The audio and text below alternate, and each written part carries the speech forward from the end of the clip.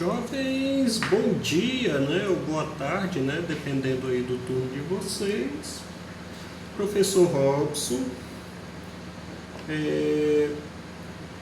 Sobre as rãs, o nosso livrinho, a gente vai tentar caminhar, né? Não tem grandes coisas hoje a eu falar para vocês. Eu acredito que a gente vai trabalhar mais a leitura, né? Só recapitulando um pouquinho, estava ele e o escravo, chegaram à casa do Hércules, Dioniso e o escravo, Dioniso representando, digamos assim, o próprio teatro. Ele foi à casa de Hércules para saber como chegar ao Hades e de lá voltar, ou seja, fazer a catábase. Lembram desse termozinho? A catábase. Fazer a catábase para quê? Para ir buscar Eurípides, né? Dos três grandes tragediógrafos, Ésquilo, Sófocles e Eurípides, ele preferiu buscar Eurípides. Por quê, né? Aí você tem uma série de motivos, né? O Aristófanes, ele de certa forma, ele homenageava o Eurípides nas suas outras obras, né? Ele falava muito do Eurípides, tirava muito sarro dele.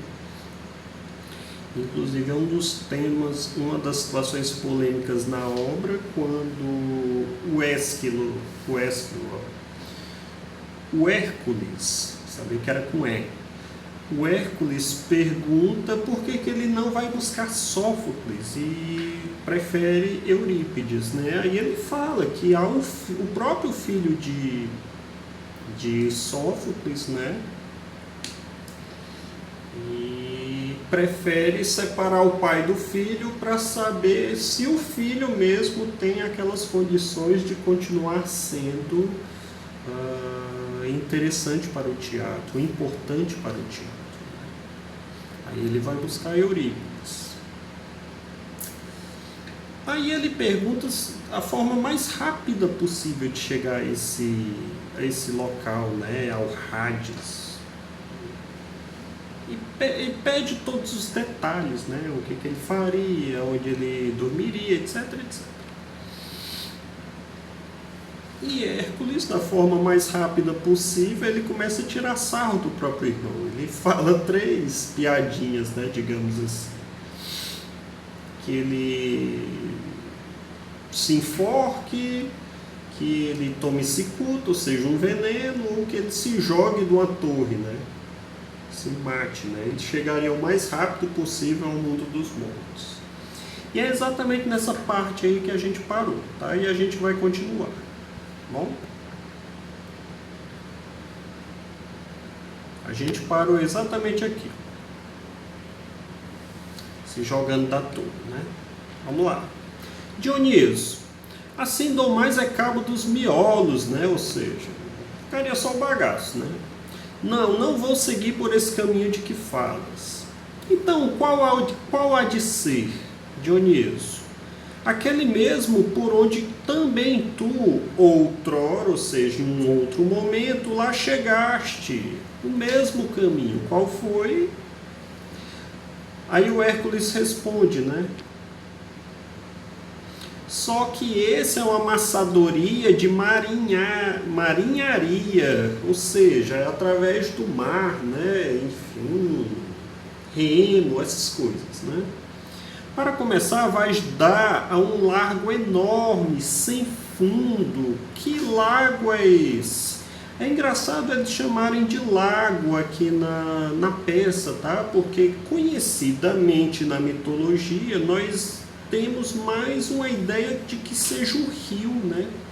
Um rio chamado Aqueronte. Era um rio que daria caminho, digamos assim, que levaria ao mundo dos mortos, tá? A gente conhece mais como um rio, não como um lago. Seria um rio sem fundo também. Enfim, aquela coisa bem grotesca, bem sombria, né? Lembrando a vocês que o Hades não tinha a luz do sol, né? Não tinha um visual normal, digamos assim, tá? Continuando.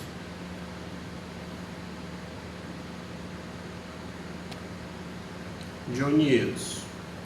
E depois, como é que eu atravesso? Aqui eles estão tratando como se fosse um lago, né?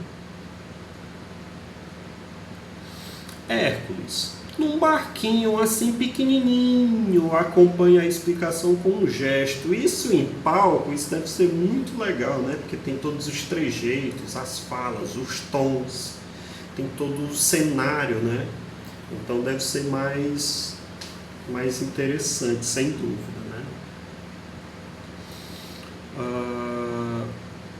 Um velho barqueiro vai te atravessar por 2 óbulos a passagem. Óbulos era uma espécie de uma moeda, tá? Que era utilizada na Atenas antiga, tá bom? Que barqueiro era esse?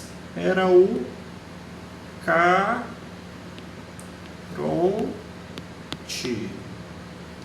O rio era o Aqueronte. E o barqueiro do mundo dos mortos, o barqueiro do Hades, era o Caronte, tá? Inclusive, esta figura aqui, ela foi muito utilizada na Idade Média também, tá? Por exemplo, em Portugal, os autos que foram altos, tá, gente? Com U. Vocês conhecem o Alto da Compadecida, né? O que é um alto? É um gênero literário. Né? É um gênero literário diferente, meio estilo comédia, só que você tem aí figuras religiosas, né? Você pode ter até o diabo.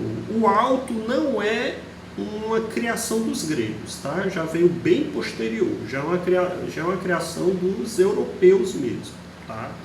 Na Idade Média. Portugueses, por exemplo. Tinha figuras religiosas e o cunho deles sempre era trazer uma ideia final de que sempre o bem vence o mal, né? Mas era basicamente uma comédia, né? E o Alto da Compadecida, para quem já assistiu, a pessoa bola de rir. E o Caronte, ele é uma figura muito utilizada nesses autos portugueses, né? Mas o Caronte, ele era o barqueiro do inferno. Do inferno não, né? Do Hades. Até eu me pego errando, né? Nesse termo. Vai te atravessar por 2 óbulos a passagem. Não sei se vocês conseguiram assistir aquele filme que eu coloquei para vocês, eu coloquei o link, né? Não era tão fácil de assistir, mas eu não sei se vocês conseguiram assistir. O filme Troia, né? Em que os mortos, eles eram colocados 2 moedinhas aqui sobre os olhos, né? Era exatamente isso, que o morto, quando ele chegasse ao mundo dos mortos, era o pagamento para que Caronte pudesse levar os mortos até o outro lado do rio, tá? Aí há uma dúvida em relação a isso, tá? Porque normalmente a mitologia trata assim, são 2 óbulos, que é uma moeda, tá? São 2 óbulos aqui nos olhos, tá? Mas aqui na peça teatral tem uma parte em que ele fala de uma moeda na boca, né? Você colocava na boca do morto e fechava, né? Vamos ver essa parte. Vamos continuar a leitura aqui, ainda dá para a gente ler mais alguma coisa. Dionísio.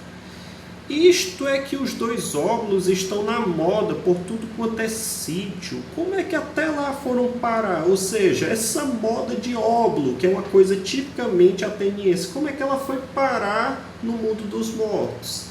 Aí eles falam do herói ateniense, ó. Teseu, que eu já falei para vocês, tem até uma piadinha de que os atenienses têm a bunda para dentro, porque Teseu deixou metade da bunda lá do mundo dos mortos. Ele teria ficado preso a uma das cadeiras lá num jantar com Hades. Ele fez lá uma tramóia de forma que Teseu ficou preso, né, na cadeira, e o Hércules, quando desceu ao mundo dos mortos, ele arrancou Teseu da cadeira, de forma que ficou uma parte da bunda lá. Foi Teseu que os levou. A seguir vais ver serpentes e monstros aos milhares e pavorosos. Ou seja, ele já está dando aí a noção, o visual do que seria o Hades, né, para Dionísio.